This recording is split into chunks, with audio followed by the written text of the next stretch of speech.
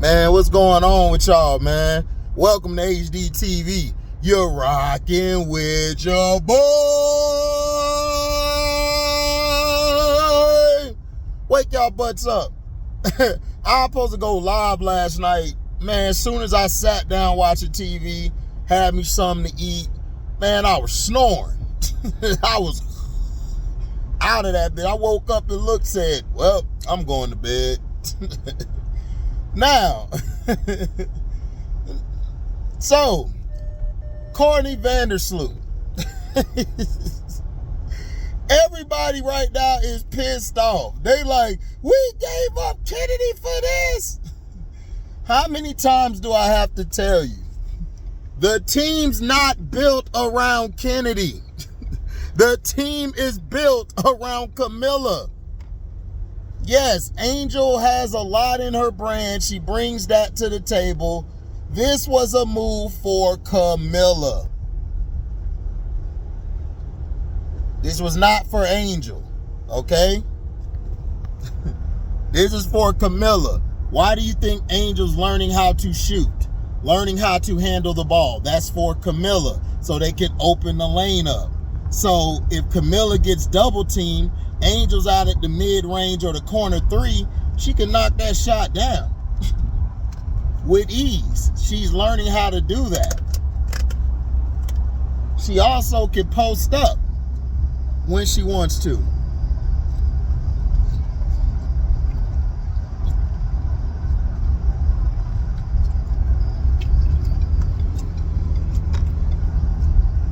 So,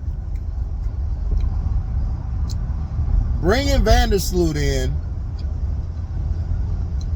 they're bringing her in to have leadership in the locker room. On that team that won a championship in Chicago, Vandersloot's leadership on and off the court kept everybody together. Okay? And not only that, she's white. You had way too many black women on there. Marina Mabry, she cool, but she's not a leader.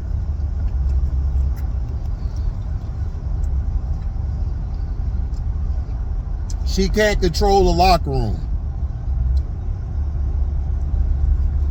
Like Marina said, oh, I love Angel. Her problem wasn't with Angel.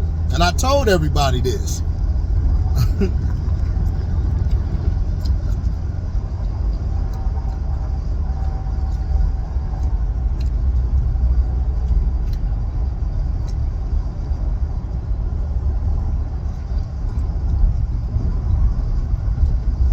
You understand? See, y'all will get it one day. When y'all grow up, y'all will get it. Now, Jeff wanted to show the league and everybody, look, we got a white girl here, okay? So it's not going to be too much of that riff-raff and stuff. Vandersloot basically is there to make sure everybody stay the course. Plus, she got 2 rings.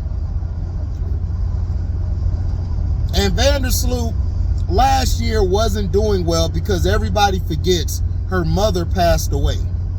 I don't know why everybody forgets that. Everybody just starts blurting out dumb stuff. I'm like, dude, she had a bad year because her mother passed away.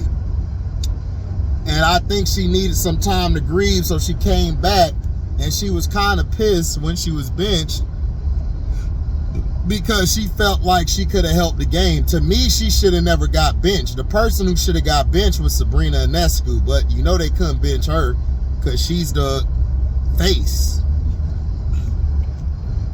So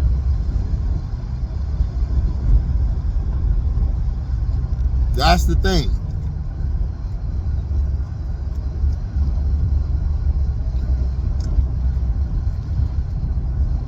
That is the thing there. Now, Vandersloot brings leadership. Now, everybody keep talking about Olivia Miles. I keep trying to tell everybody. Okay? We might not get Olivia Miles. So you have to have a backup plan.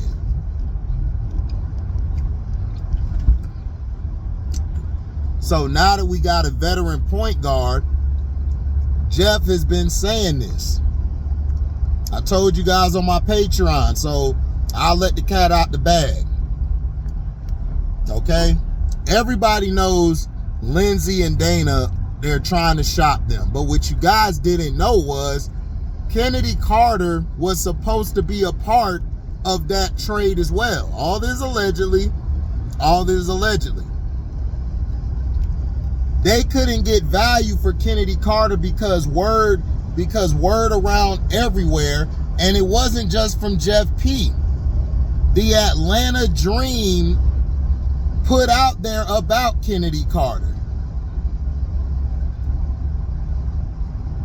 All this allegedly, but them and the Sparks have put out scathing reports about Kennedy Carter.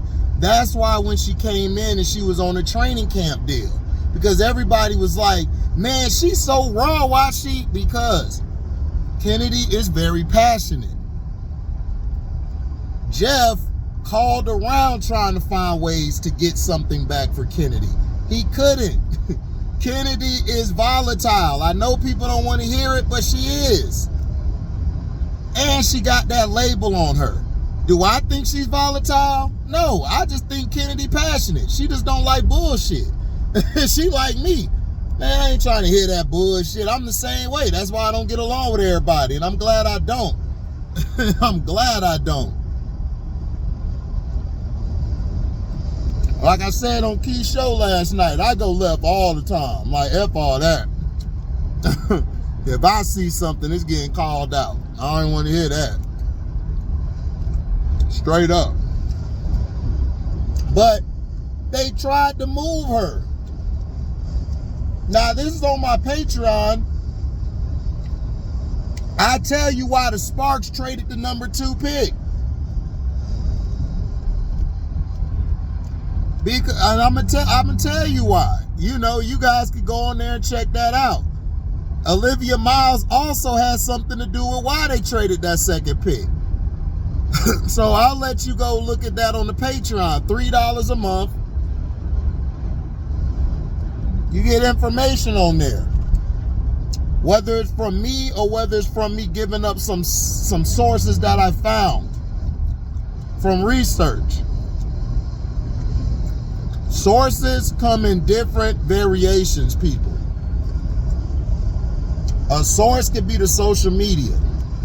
A source could be a person around the corner who probably is cousins with the family member. A source could be somebody in the hotel who may overhear something or see something.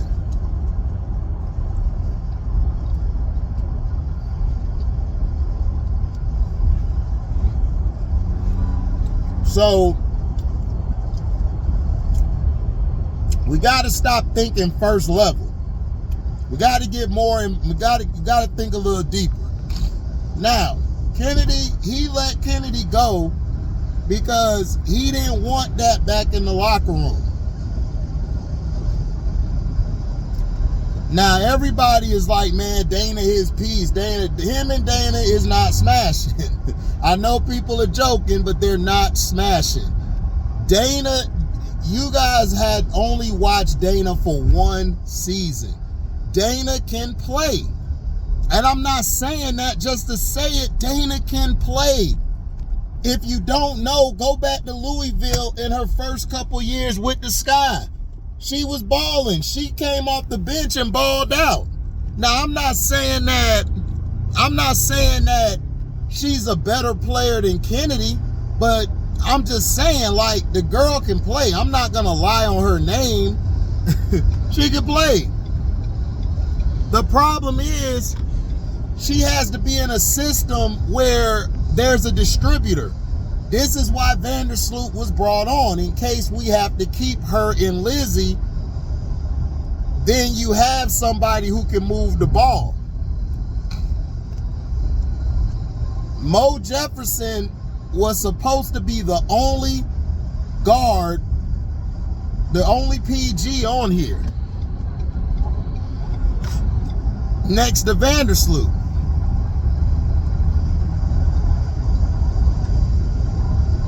Okay, all is allegedly. But right now, Jeff is having a hard time moving from Lindsay and Dana. What Jeff is trying to do, he's trying to package Dana and Lindsay with either the 3rd or 10th pick to go bring in a star player. But he might not have to give up this year's 3rd and 10. He could possibly give up next year's picks. So it's not just the 3rd and the 10th of this year. Jeff has future picks that he could trade and use as assets to bring in like a Ariel Atkins, a Ray Burrell or somebody. Or he wanted to go after Alicia Gray, but that's not going to happen after the BG signing. And he wants to go after Lainey Hamilton in New York, but allegedly, this is what I heard, she might be used with the 7th pick to bring in Satu. Satu's going to New York. I heard that the Phoenix thing was okay, but she want to go to New York and play with Sabs and her sister. I told you guys this from the beginning. She's going to New York.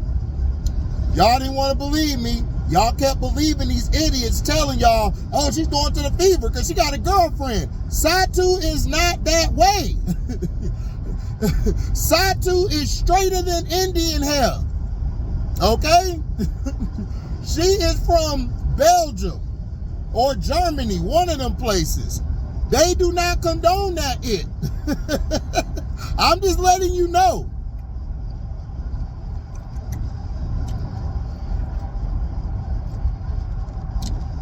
I'm just letting y'all know.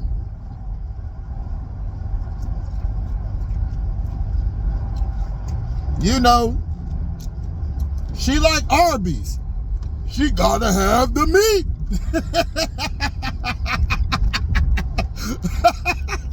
She gotta have the meat. That's her.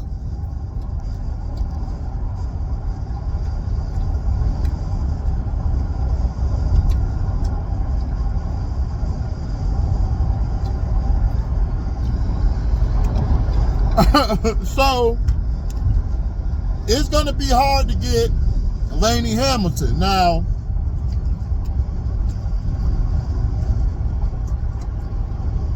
so that's what Jeff is trying to do. He's trying to package them with picks. This is what you do as a GM.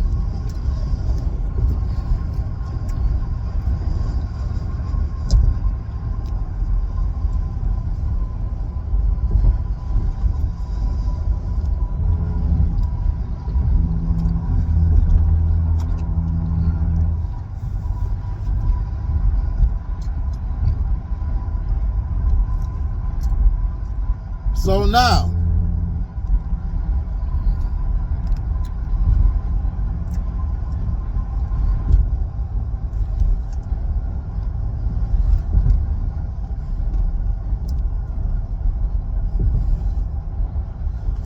Tyler Marsh. Tyler Marsh is working with the players we have on the team. Those players are definitely going to be intricate for this season. See, we were joking yesterday on key stuff and everything.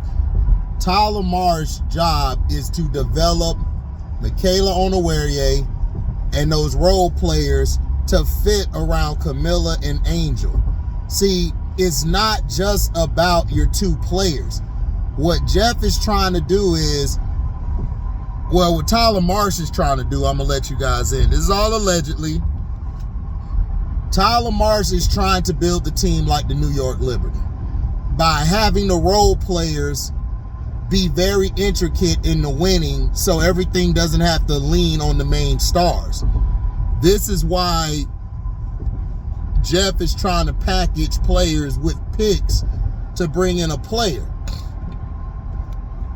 So this is why they offered, I believe, allegedly offered DeJounte a contract, because the Sun are blowing everything up. Now, the Sun probably have a contract they're waiting to give DeJounte. We won't know anything of that sorts until February 1st. We might end up with her, we might not. But Tyler Marsh and Jeff P talked to her because they like her defensive tenacity. And Tyler Marsh know that, okay, if I bring her on, I can help her develop that shooting and finishing. Tonight, when I get off of work, I'm going to give you guys a comparison.